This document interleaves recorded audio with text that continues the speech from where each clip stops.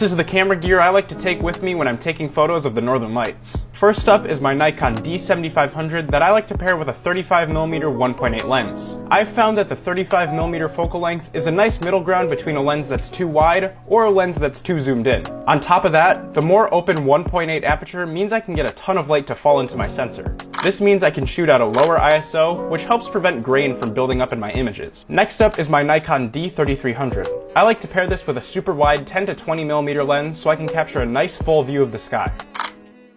The final camera I like to bring with me is my Sony FDR-AX700. This camera has a smaller image sensor, which means it doesn't capture as much light, so it has a harder time picking up the light from the auroras, especially during a dim display. But during nights when the auroras are nice and bright, this camera can pick them up. The only downside is the video looks quite grainy because you have to boost the ISO all the way up.